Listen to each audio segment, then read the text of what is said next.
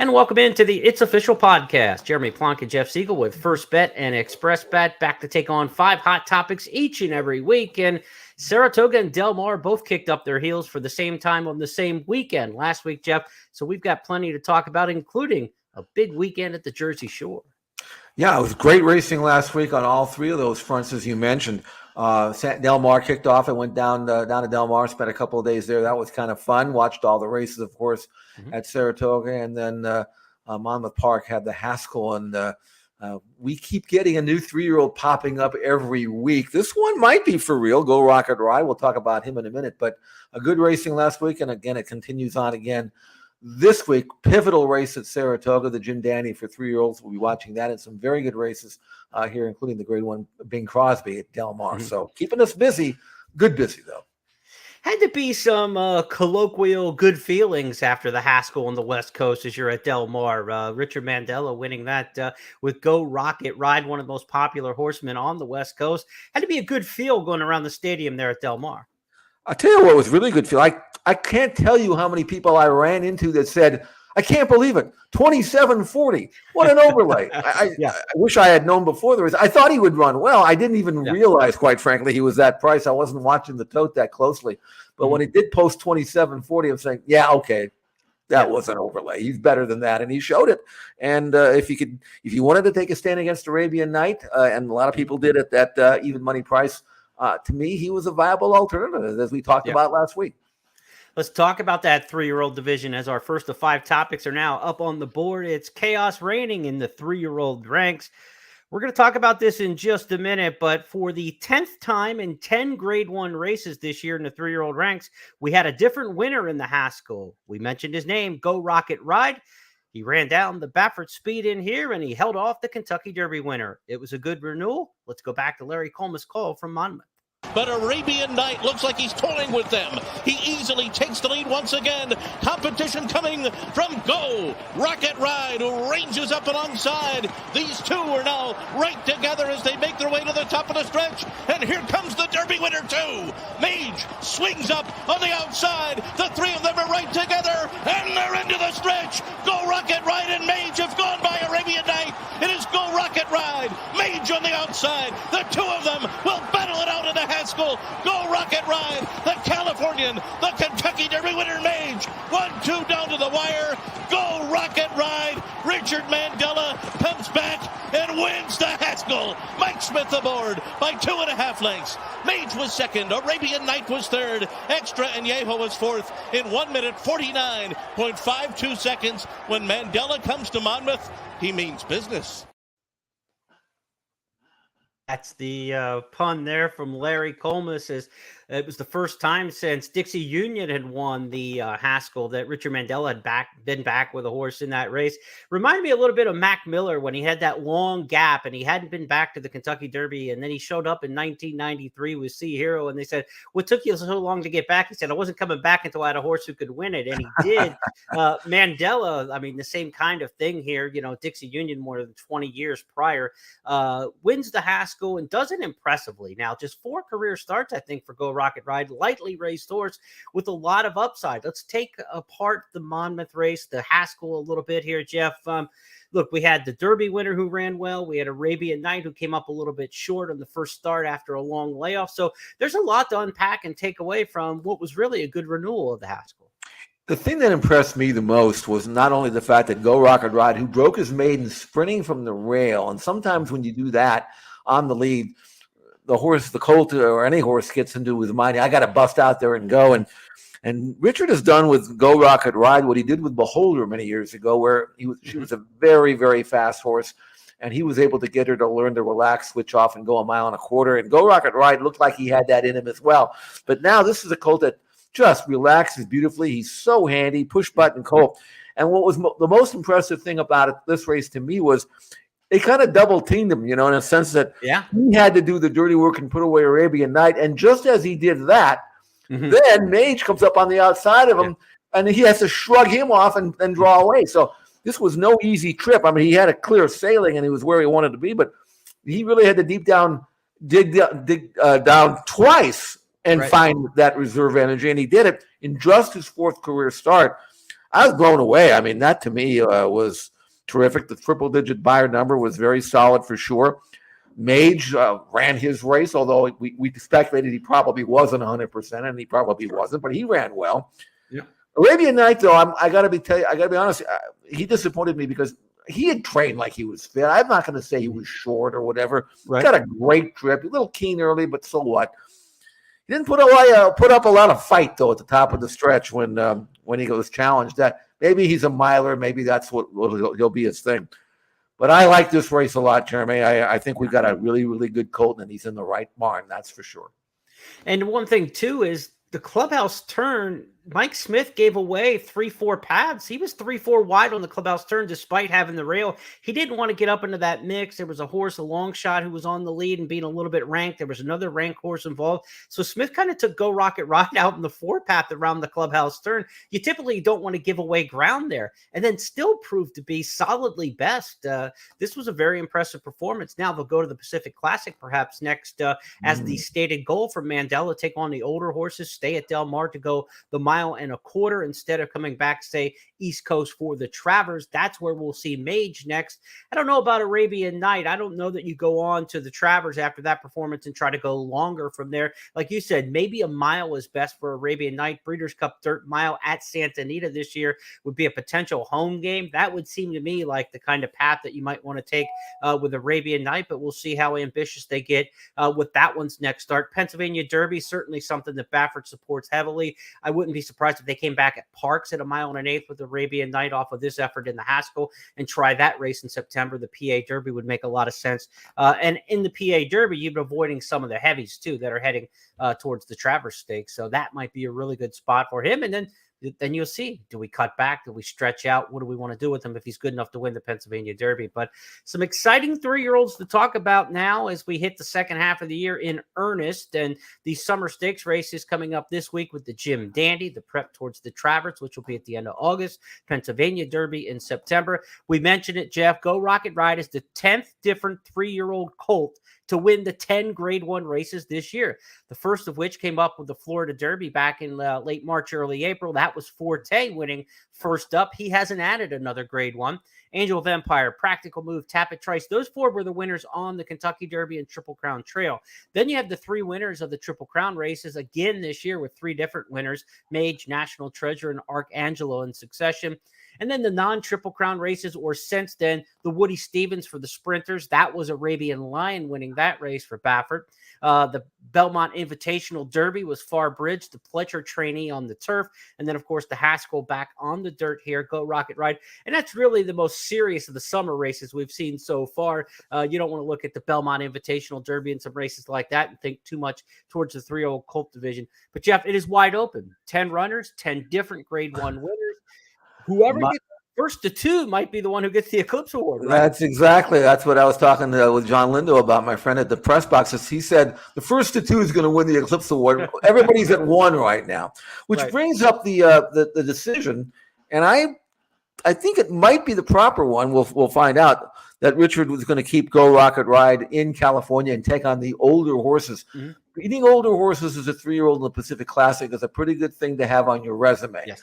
And I think that because he won't have to ship anymore, the Breeders' Cup is in California now. He can run him in the Pacific Classic. He has to think, and as I do, that 1 1/4 will be right up his alley. We'll find out how tough the older horses will be, at least the local ones in the San Diego this weekend. That's the prep for that race. And then you may have some shippers coming in, but I think it's the right way to go. You ship once, fine. You ship twice back to the Travers. It's like a road game. You don't need it. You can win this race and then maybe point for the Breeders' Cup Classic, or maybe even run them in the prep for that. But I tell you what, this is a fresh, improving, really, really good colt, and I'm excited. And I think he's got as good a chance maybe as any to win that Eclipse Award. Of course, it'll all be boiling down to maybe what Forte does this weekend, and then in the Travers, he could probably clinch it with a back-to-back win there. But you never know. It's going to be an interesting second half of the season. And Mage holds that pocket ace. The Kentucky Derby counts probably double. So if Mage gets one more victory, it's over. Kentucky Derby +1 in one of these big races, I don't think there's a race to no matter what else happens. But Mage still has to pull off another victory in order to do that. A decent third in the Preakness, then comes back here and runs the good second in the Haskell. You add the second in the Florida Derby to that as well. So, there's a lot going for Mage as far as the championship honors. But Go Rocket Ride could control a little bit of his own fate right now. I would say if there are two horses that kind of control their destiny, it'd be Go Rocket Ride and Mage. I think those two can do the most with one more victory to this point. Let me ask you real quick. We'll cover this Friday in our show there, the first call show. But what are you expecting from Forte this weekend? I mean, blinkers going on. I mean, do you have a gut feeling there? It's a 4-horse field right now that they're looking at for the Jim Dandy with only 4 probables. We'll get entries for it on Wednesday, but it's Forte, Angel of Empire, Hit Show, and Disarm. Find me the speed in that race, right? So it's not going to be a very definitive pace scenario. Disarm probably goes to the front and has a chance to maybe upset the field that lacks other pace because Angel of Empires doesn't have speed. Hit Show has no speed, and Forte doesn't have any early speed. So it's an interesting race and how it would shake out. If it's one of those, it's a canter, and then they all try to finish, then Forte's definitely in the ball game because we've seen he wants to beat you, right? Even in the Belmont, he was coming and he's trying, and he's the kind of horse who's going to give a max effort. If he's in the race at the head of the stretch, he's going to make the horse in front of him work. It's just a matter if he can get to them. So it's going to be pace dependent. If I'm Pletcher, I'm trying to find somebody else to throw in the race to put a little pace in there even. What happened to the old days of a rabbit for a horse like that? I mean, this would be the perfect scenario for it, I would think, in the Jim Dandy. Well, you know me. I've been trying to get Disarm on the lead since the Louisiana Derby, so maybe he'll finally do it. Mike Rapoli, of course, who owns Forte, is still kind of bitter about his colt being scratched on Derby Day. I mean, he says, it was a story today, Horse Racing Nation said, if I can't make change in the next 3 years, I don't see myself being in this game after that. I guess he didn't say what changes he wanted to make. I'd be curious to hear him. Right. Maybe one of them is like, if you're the owner and your horse is sore and the vet scratches, you can overrule the vet. I don't know. Maybe that's what he's mad about, but we'll see what happens there. The guy pours a tremendous amount of money into the game. I'll tell you what, if he pours as much money into St. John's basketball as he does horse racing, then Rick Pitino is going to win 10 straight NCAA tournaments, I think.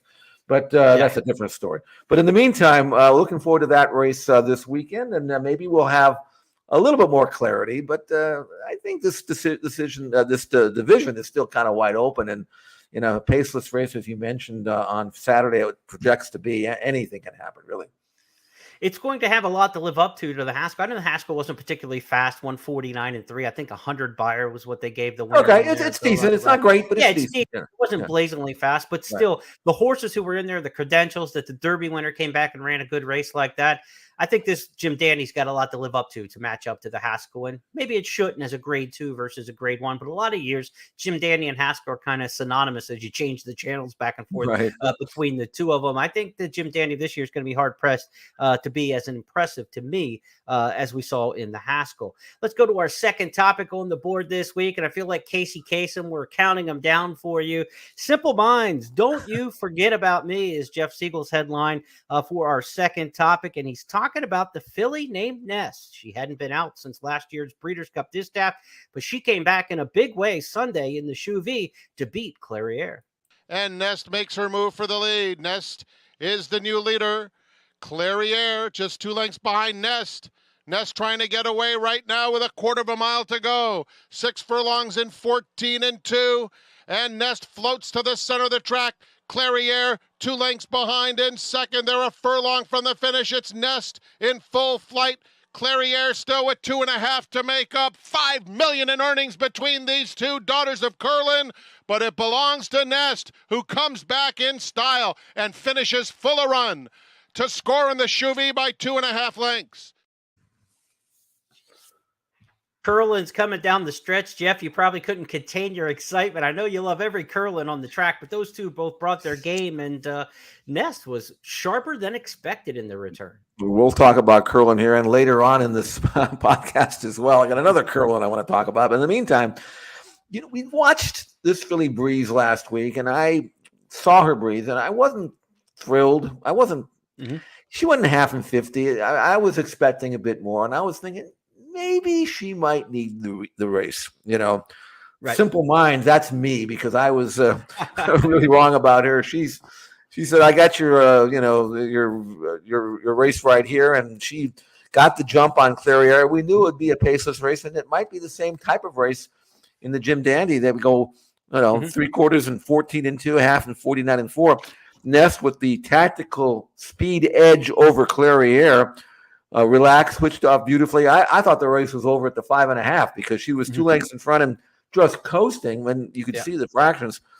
And I don't care how fit or not fit Nest would have or should have been. You can finish when you're going 3/4 and 14. So she won the race. Clairiere ran her race.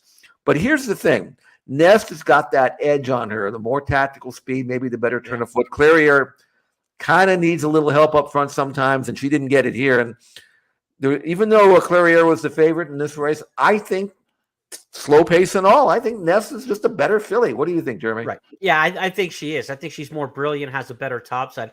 I think Clairiere is really good, but she doesn't have that brilliant performance that's just going to wow you. Like Society, we saw a couple times. Her stablemate can really just run through the screen every once in a while. Nest can run through the screen. We saw some horses in recent years being able to do that kind of thing in this Breeders' Cup Distaff division.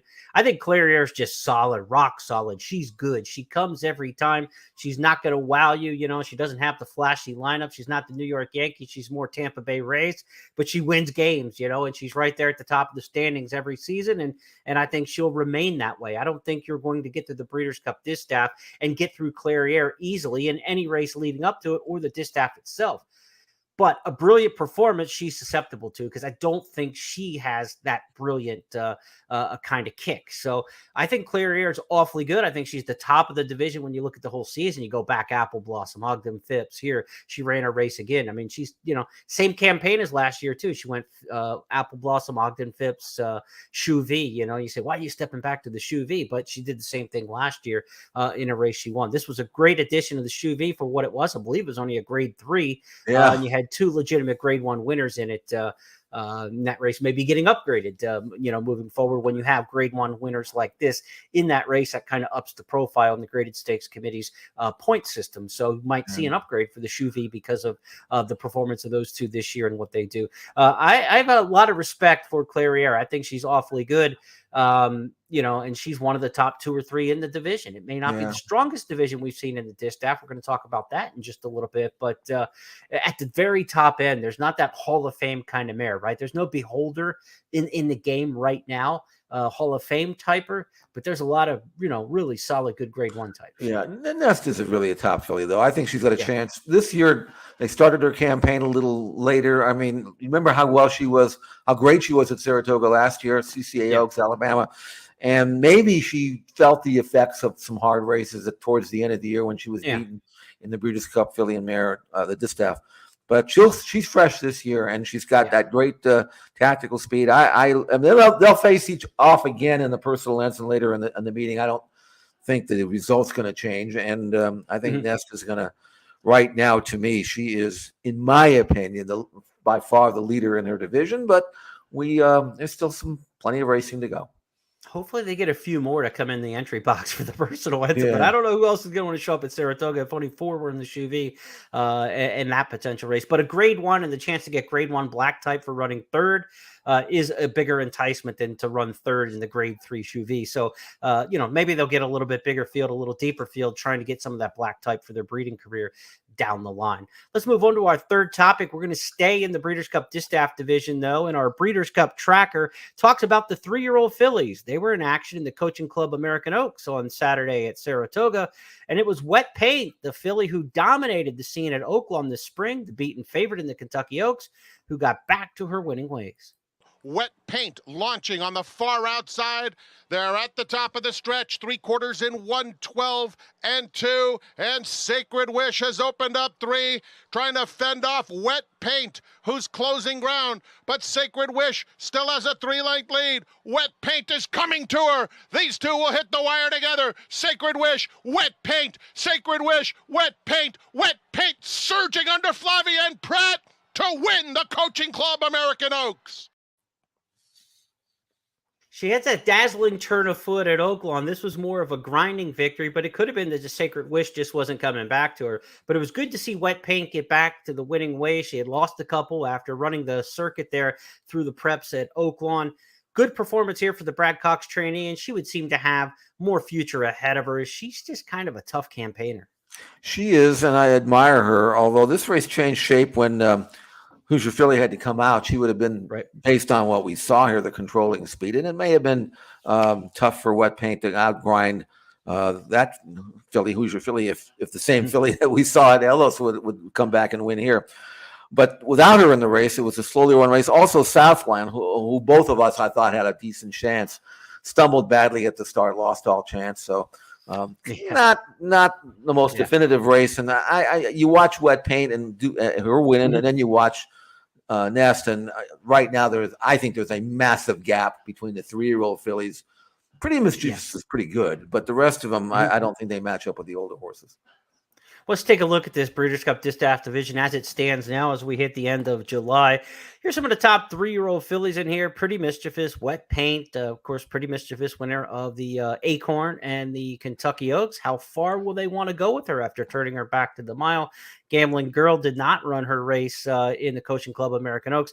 Feza, Darth Vader, Defining Purpose, Tax, maybe some regional types there, but are they on the national scale of the older fillies and mares, which are led by Nest and Clarier that we saw in action in the Shoe V? Secret Oath, last year's Oaks winner, hasn't quite been the same this year at 4. You've got horses like Search Results, who was the big favorite and beaten this past weekend over at Monmouth in the Molly Pitcher. Amore's gone west and won. Shotgun Hottie was the rising winner this weekend, pulled the upset in that aforementioned Molly Pitcher. Fun to Dream, a West Coaster for Bob Baffert, who was defeated on the square out there by Amore when she went west a little bit earlier this year. Jeff, this is not, like I said, I just don't see Hall of Famers in this year's Breeders' Cup Distaff division, but where we stand right now, we could be looking at, a deep field if we can get, unless Nest stands out in the next race or two, there's nobody here to scare anybody else away. Right, and that race, traditionally, the Breeders' Cup Distaff, if you're going to point at one race that usually has a small field, that's it. There's usually a pretty good discrepancy between the best and you would think that there would be more in there just to get that valuable black type grade 1 placing, if nothing else. But if the things go the way I think they're going to go, I think Nest has got a chance to be one of the shorter price favorites come up Breeders' Cup Distaff time. And they're going light with her on this campaign. This was their first race of the year. Potentially, we might just see one more, right? I mean, they could shut her down after the personal ensign. She ran this well off the layoff, and we see plenty of horses go Saratoga to Breeders' Cup anymore in today's day and age. Now, they could look at the Spinster at Keeneland, a race that Todd Pletcher certainly, supports. You could go west early and go to the Lady Secret, grade 1 out at Santa Anita to get a race over the track where the Breeders' Cup will be held this year. So there's a chance we see Nest 2 more times, but it's possible we just see her after the personal ensign, if she runs her race, that they just shut her down and train up to the Breeders' Cup. So we'll have to see who else may emerge as we get closer to the fall in the Breeders' Cup Distaff division. Let's go to our fourth topic this week, and the claiming game is something that doesn't usually make our show, but when one of the claims starts running through the screen at Saratoga, it's something worth taking a look at. The name is Paddington, not the international runner, not the European Paddington. This is a Kentucky to New York Paddington version, trained by Linda Rice. Hard to try and press Paddington rounding the far turn. What's Up Doc is 3 behind them in third, followed by Hang Tight in spite of trainer and Centavo, 112 and 3 for 6 panels, and Paddington shaking loose again. Opening up 2 on Deputy Connect, and Paddington turns for home in command. What's Up Doc is in third in the center of the track. They're coming to the 8th pole, and it's Paddington clear by 5 easy lengths. Gets a reminder to finish the job as What's Up Doc takes up the chase on the outside of Deputy Connect. A no doubt about it win for Paddington. Ortiz sweeps the double. Paddington by 7. So fresh off the Ellis claim last time, won by about the same margin at Ellis last time, Jeff. Claim for $50,000 out of that one from the Brad Cox barn, Windstar Farm and Company owned. Claimed away. Linda Rice took a lot of horses out of Kentucky this year and took them back to New York to the angst of people in Kentucky, but to her success as she's the early meet leading trainer at Saratoga and, of course, won the Belmont title. How good is this Paddington? We don't know, but I can tell you this. He's a 3-year-old colt by Curlin. He'd only run one time. He finished nowhere in his debut and then was dropped in for maiden 50. Clearly, the barn was saying, just dump him and we'll move on. Right. And it took a lot of, I don't know, confidence, whatever you want to call it, for Linda to drop, 50,000 in for this colt, because you don't know if he can run or not. Well, he won by like 19, so I guess she kind of figured that he couldn't run. Takes that colt back and runs him in a starter race, protected here, wins again by 9. Numbers are off the charts. They're very much similar, not quite what you'd get in a grade 1 for 3-year-olds. But remember, he was beating older horses. He earned, and I'm not trying to say this is definitive or accurate. I'm just quoting, okay? Right. Equibase gave him a 102 speed figure for this win. Go Rocket Ride for Equibase was a 104. That's only 2 points. I don't know what 2 points are, but it's not much. I can tell you that. And this was just his 3rd start, and he's by Curlin. He's already won going a mile and 1/8. He's got a chance now to move out of that. He's still got all his allowance conditions, but why bother?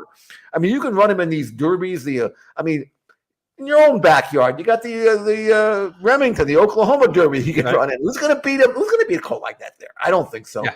There's other races that he could run in. On the dirt for 3-year-olds. I mean, ideally it would be like the West Virginia Derby, but that's like next week or something. So that's Pennsylvania in September's got a shot there at Parks. Why not? So here and by the way, Linda's done this before. It's not like she's just getting lucky. We know that.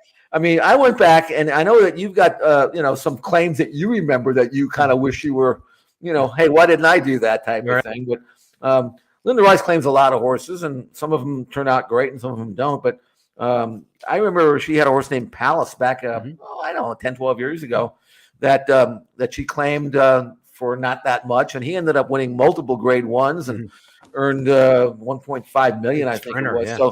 So, I mean, who's to say that this colt can't develop like that?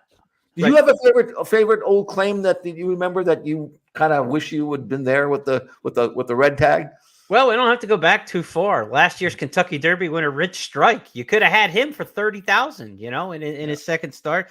Joe Sharp had him, dropped him in after one race in a maiden special, then dropped in for the maiden 30, and the connections, picked him up there and went on and won a Kentucky Derby with him the next year. So it can happen. Of course, probably the most famous claimer out in your backyard is Lava Man, right? Yeah. In fact, Lonnie Arterburn had Lava Man for the first 12 starts of his career until he was claimed at Del Mar. Lava Man debuted for a 12.5 maiden claiming tag at Stockton, Jeff. You could have had him for 12.5. I mean, they paid, what they pay for him? I think 50 at Doug claimed him for 50. He'd gotten better, but still, even 50. And you mentioned Lava Man, claimed for 50,000, ended up earning $5.2 million, won 17 races from 47 starts. So he was a very popular. I actually saw Lava Man about 2 years ago. He was still in the barn of Doug O'Neill's. I think he must have been 20 by the time I saw him. He was a pony, okay? But he was the smartest horse I ever saw in my life. They would open the stall door open for him. He'd walk out of the stall by himself, no groom, no handler. Walk down the shed row to where there's like carrots or something. He'd dive into the feed tub with the carrots. He'd eat as many carrots as he wanted, turn around, and go right back into the stall. He did not have to have anybody lead him or hold him. He knew exactly where he wanted to go and when he wanted to do it and where he had to go back to after he was done. So Lava Man, you mentioned him for 50,000. But by the way, again, I mentioned Linda Rice and her success with Palace, who earned $1.5 million, claimed for maiden 20 in the fall of his 3-year-old season. So Linda's done it, but Doug did it too. You remember he claimed a filly named Merrifield. Right. Did that I think it was like 50,000. She ended up winning the British Cup Filly Mare Sprint and the Ballerina. Monmouth, so that's pretty good. But you know who the all-time greatest claim of all time is? I think. I just want to mention Wishing Well because she was claimed for 32,000. She ended up making 500 and became and produced Sunday Silence. She actually was claimed, but. You remember back, you weren't born. I wasn't even born, but I read about him. Remember Stymie? And we hear about. I know Stymie. the race named for him, sure. Right. Stymie was claimed. Now, this is what you call a claim. Stymie was claimed for $1,500 by Hirsch Jacobs back in 1943, I think it was. Okay. He ended up running 131 times, 35 wins, champion handicap horse in 1945, Hall of Fame in 1975. He earned $900,000, which in 1945 would be the equivalent of earning $15 million this year. Right. That, my friend, for $1,500 is a claim.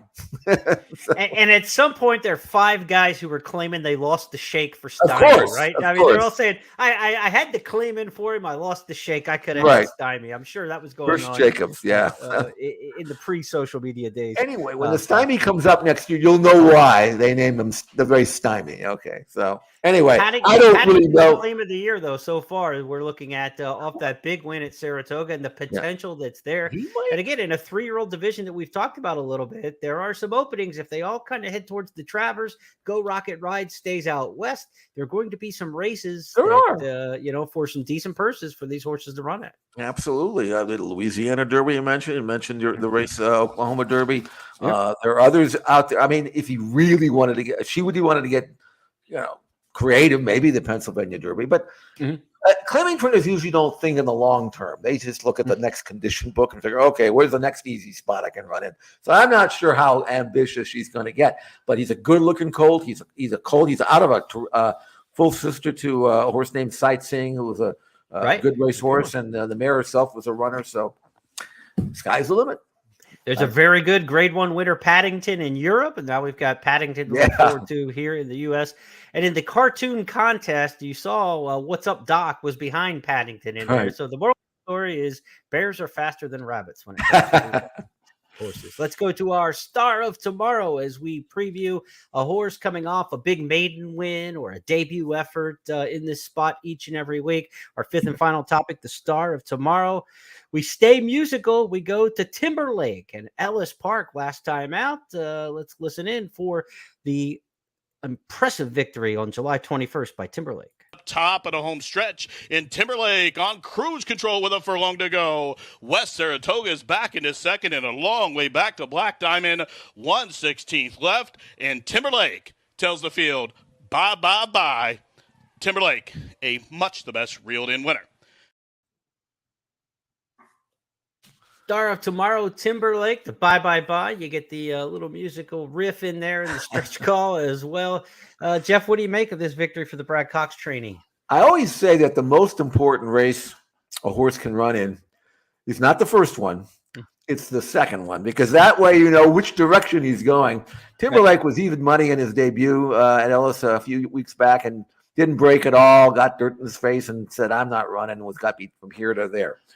This time he had no such issues, and we saw what he could obviously do. He's a beautifully bred colt, has a chance to be a very, very good colt. He's an into mischief colt and out of a good stakes place Irish mare and black type all over the page. So there's a chance for him to become really, really well. I don't know, maybe he'll be this year's Loggins because he is his name Timberlake, so why not? Right. But he's got a chance. He's got a chance really to take this maiden win for Brad Cox and then take the next step, which will probably certainly be a stake somewhere. Right. And who knows what he's gonna look like in the fall. So, but you can say one thing: he those 7/8 of a race, 7/8 of a mile, looked like he would run all day, and he did it literally being eased up in the last furlong. So nice prospect. Timberlake is his name. Churchill will have stakes opportunities during the September meet. You got the Grade 1 Breeders' Futurity at Keeneland, the race where Loggins was put in last year and ran that good second to Forte. So Brad Cox obviously supports that meet and those two meets at Churchill and Keeneland with full force. So that's where we might see Timberlake next. Our 5 topics are up and official now because Jeff Siegel and I said so.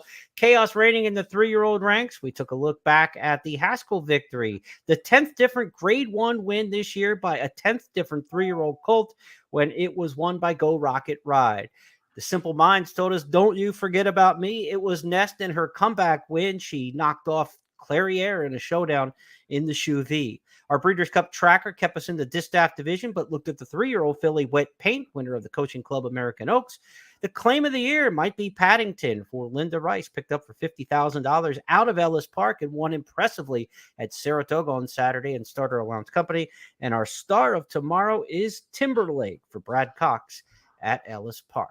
So that wraps up our 5 topics this week. We've got a bonus topic for you this week, and we go a little lighthearted here because I don't know if you noticed, but the little bird app, the light blue thing, formerly known as Twitter, was rebranded yesterday as X by its owner, Elon Musk.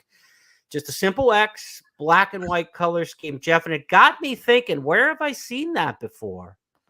The new X logo looks a lot like the ExpressBet logo. Can we sue for copyright infringement there? I don't know. I mean, it looks the same to me. Pretty close. Well, I'm just saying, if Elon needs a model, I'm here for you, Elon. I'm here for you. I'm Post. I'll change the color scheme. We'll do what we need. But the new X, it's our brand. So if you're going to follow Jeff Siegel on X, it's at J Siegel Racing. Yeah. And it's at Horseplayer now to follow me on X. So a little fun there. They didn't consult us, Jeff. To use no, but I mean, listen. What do they say about copying? Flattery is the best. Whatever. I don't know what it is, but bottom line is, it looks a whole lot like ExpressBet. So hopefully, people will put the two together. And I know one thing. When I retweet, I always retweet the ExpressBet stuff. So I think we might end up confusing people. Is this from Elon or from ExpressBet? I don't know. Anyway, we'll live with it. There you go. One last look at the logos, ExpressBet and X, the new social media platform. That's going to wrap things up this week. Some serious, some fun. That's what we do each week on It's Official. And we'll do it all again in 7 days' time. Lord willing, next Tuesday, we'll do it again. Between now and then, Jeff and I have got to get our handicapping shoes on for a big weekend of racing. We've got grade 1 sprints all over the East, the West, DeFrancis Dash in Maryland. So a big weekend of racing coming up at Saratoga Del Mar and at Laurel Park this weekend. So we'll get handicapping for our Friday podcast. First Call, you can catch that each and every Friday afternoon. Jeff, give you the final word as we head out this week. Well, I'm doing 2 tracks as always. I'll have all the full card analysis and wagering strategies and workout notes for both Saratoga and Del Mar. Did it last weekend. We'll continue on throughout the remainder of the season. So check that out. Free as always at expressbet.com. Get it in the morning and then it'll be all there. And again, looking forward to some great racing. I mean, it's kind of, Jeremy, you and I are very much alike in a sense that when college football starts in a month, we're going to be really overwhelmed, I think. I'm already overwhelmed with all the great racing, and then you throw in college football. I don't know what I'm going to do with myself. I don't know. It's overload, but right now it's all racing for me, and it's going to be great this weekend and throughout the month of August. We can always put sleep on the back burner when it gets to August. That's how it's going to end up. Exactly. Well, on behalf of everybody with ExpressBet and First Bet, my partner Jeff Siegel, I'm Jeremy Plonk. Have a great week. We'll talk to you on Friday on the First Call podcast.